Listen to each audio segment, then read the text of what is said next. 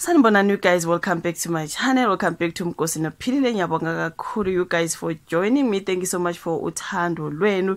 Ngiyabonga kakhulu guys. So ke kule video guys ngizokhuluma ngodaba lokagcinile Thwala benoGrootman.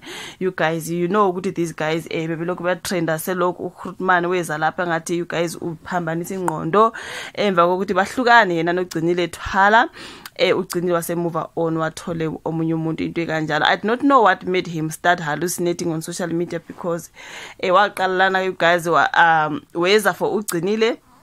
For laba bangabazi because uGrootman abanye bathu businessman mina ngithi scammer. That guy is well known for scamming people day kanjalo. So benentombi yakhe le bathu ugcinile Thwala bebephila impilo nje le phezulu because uGuy bekayisenza imali ngokuscam abantu vele, you know. Bebephila impilo ephezulu. Ugcinile, I think she is she's an Instagram slay queen, something like that. She's an influencer, let me say.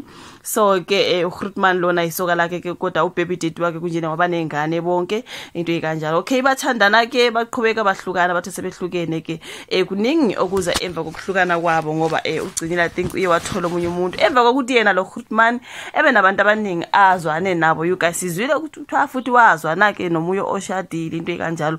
Kuningi okuloko kusenzeka you guys between these two ugcinile no Grootman. So emveni kwalokho you guys sabona ke uGrootman ezalana on social media ezo swear ethi ugcinile emtshela ukuthi njengasebehlukene becela yonke into amthengela yona. Wathi ngicela yonke into engakuthengela yona including incommission espoon nayo yonke into nje ethi yena nestool. Wakhuluma ngestool athi yena wasithenga ka Tekelo or something like that. Umsangano you guys mina ngangibuza nje ukuthi basasekhona yini abantu ozothi umuhlukana naye akutshela ukuthi bengicela yonke into engakuthengela yona. Basasekhona ke lensuku zanamhlanje like really sika 2024 sisathi masihlukana sacela yonke into angithengela yona. Nonsense yini yona le.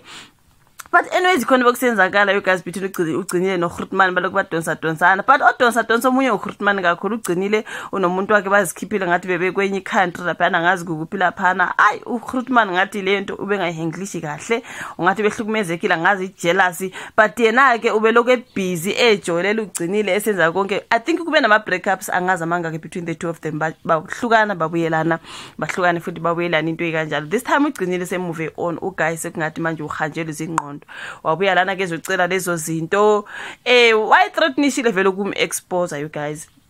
Sivuke izolo uGrootman seka expose ugcinile kune SEX tape ayipostile lana of which manje siyayidinaya uthi akusiwuyena oyipostile kodwa uyena you guys. I mean who else ona leyo kind of information because it's between bona be2 bayishoota leyo tape besenza ucansi ugcinile uGrootman kuleyo video kodwa uGrootman asimboni sibona kakhulu ugcinile. That's why sibona ukuthi uyena vele oyikhiphile leyo tape because akazivezi yena kuvela ugcinile yena akaveli ngani uyi-edithile wameka sure ukuthi side lakhe libonakala ugcinile bese yenza okuningi nje lapha na you guys. Ihlazo kulomntana entombazane you guys ever since leyo video nje epostiwe ivuka itrend izolo yashona lokhu itrend namhlanje basatrenda uGrootman logcinile you guys. But ke sithi ke bafazi asingawenzini le nhlobo yama video asingayenzini mangabe sisemathandweni ngisho noma ngabe usothandweni okungakanani you guys. Ungavumi umuntu akade asishoothe ivideo wesiphathi leyo video kubonakala wena kakhulu yena angabonakali kanjani. Asivele sonke sobabili kunokuthi ba edit futhi lama video umuntu ayi edit ameke sure ukuthi yena akabonakala kubonakala wena ngoba kakhulu kazivele usuke efuna ukuhlaza wena. Yayibona leyo nto le. So you guys batrendile you guys ugcinile bamhlazile ilo Grootman. So angazi kuningi you guys ushone trend izolo ugirl ngizofunda laphana ke this person uthi the salt uthi ungu the salt of the earth ka Twitter.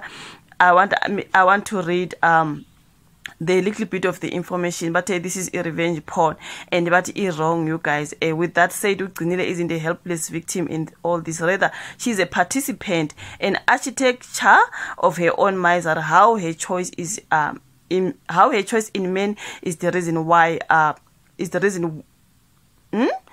reason why she is where she is now. uGrootman is a well-known scammer. She got with him fully knowing this and even defended him when people called him out of his scams. Meaning she benefited very well from his fraudulent activities. She could care less about the victims of Grootman's shenanigans, of which I do believe that. Now you guys, but ugcinile uye wa benefita from all of that since abantu they were coming for uGrootman nezenzo zakhe you guys. So loyana uthi yena, why is it that abantu I'm not blaming uGcinile for benefiting angithi ngesikhathi esascam abantu. She was benefiting ubedla naye imali into njalo you guys. So angazi ngizwile ukuthi ka social media sebeye ba deactivate ama social media accounts. I think uGcinile nguyena o deactivate I social media account yakhe you guys. I think Instagram angazi na kwezinye indawo ngoba mina bengabalandeli kakhulu laba babili you guys, bengabalandeli kangaka to can say a whole lot, but I'm just gonna go through based on what is trending, because ever since baqala ukutrenda bese ngibalandelile you guys ngibona idrama yabo igcwele. So abanye bathi it is so hard to fight for uGcinile because she was allowed isilungu esibhala abanye abantu nizothi yithi you guys, she was allowed that man. I think they wanted to say she once allowed that man to scam other individuals' hard-earned money while they were living lavish. I really do understand that revenge porn is extremely wrong, but also fraud is wrong, you guys. There are a lot of people okuthi ngempela but uGcinile wayebenefita you guys ebusy esupportana noGrootman esasebusy scam abantu le mali babeyidla bonke. So manje sekumele ukuthi abantu bamzwele into ekanjalo ngoba sebehlukana uGrootman sekayenza okuningi kuye, sekumele manje ukuthi abantu bamzwele. Angazi you guys kodwa ke you guys mangabe ewesilisa ekuhlaza kanje you guys sokuthi masingazwelani naye you guys angeke. I do understand ukuthi she benefited when it comes to abantu being scammed, but the sex tape you guys hayi ngeke wesikubonakale wena yena indoda angabonakali. Why yena angabonakali? Kubonakala lo mqwayi wakhe angazi uthi senzeni ngawo lo yamqwayi wakhe. You ayicangiki you guys. So kuningi you guys. Grootman's behavior is actually scary because he can actually kill her. I mean, he is psychotic. You can just tell that he told himself that if he can't have Gcinile, then no one will. I really hope Gcinile gets the help that she needs and is protected from his monster.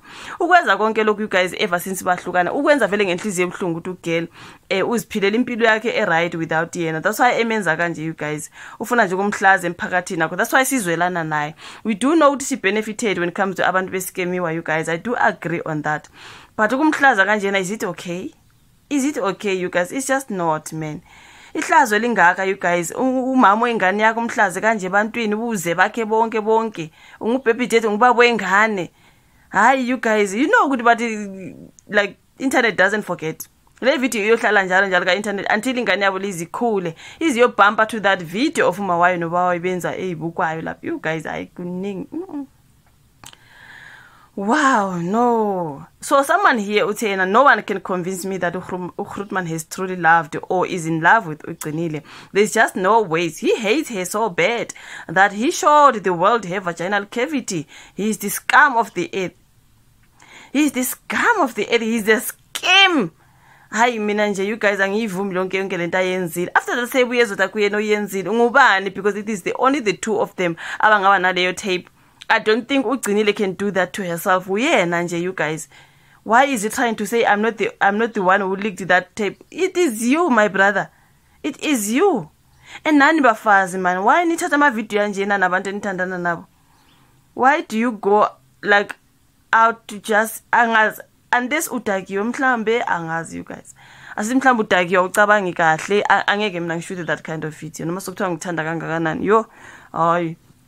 So ngibona lapha na you guys women for change bathe bona ba post about justice for uGcinile you guys but women for change are deeply appalled and outraged by the sex tape that was allegedly leaked by Themba Silahle known as Grootman. This heinous act of revenge porn is not only a gross violation of privacy but also a deeply traumatizing experience for Gcinile Thwala. We demand justice for uGcinile. Grootman must be arrested and held accountable for his actions. We call on law enforcement policymakers and community leaders to take a stand against revenge porn and all forms of gender-based violence, you guys.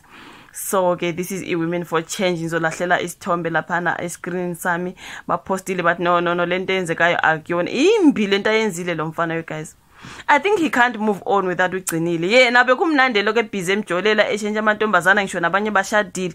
Manje sebehluka angithi they are separate. Lo seka move on uzubuhlungu bani yena ukuthi amhlaze ngendlela kanjena you guys. Hayi ngeke bafethu le tape. Guys, can we please not take such videos mangabe sisemathanda unless umuntu ukuthatha ungayiboni. Uyibona nje ngoba uGcinile abantu uyibhekile ivideo bayenza bonke nje bathandana ukuthi they are actually making a video. and uthe this is 1 out of 35 ushuthi usanamanya u34 wasazowapost hayi guys akastop lo akaboshwe lo muntu you hayi apha amaphoyisa you guys akaboshwe ngeke.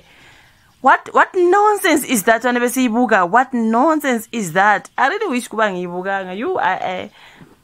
You guys hayi kodwa kumele aboshwe. Ivumelekile nje vele lento angiboni ukuthi semthethweni guys akaboshwe no. Usethe na kuyena ipostile unamanga. Unamanga uChrutman you guys you lo mfana. Ila abafana bangafuna ukwaliwa you guys ukuthi umuntu mawuhlukana naye umuntu wakhola uvela kungathi uyahlanya. Yabona ngendlela yenza ngayo ungathi uphambene kahle kahle. Ngathi uphambene kunini yena ejole emjolile le ntombazana manje sekuqhubeke yena ngempilo uzubuhlungu bani yena akabathola abafana nokugcinile unamanga admit ukuthi akabathola abafana nokugcinile inhliziyo ibuhlungu ithe hayi you guys uzuhlaza umunye umntana kanje and he's going on and on it's like he's not going to stop. You guys ihlaza elingaka you are guys ladies mantombazana hayi ningaze noma umuntu umthanda kangakanani musu kuyenza this kind of video don't ngoba manihlukana yazi ukuthi manihlukana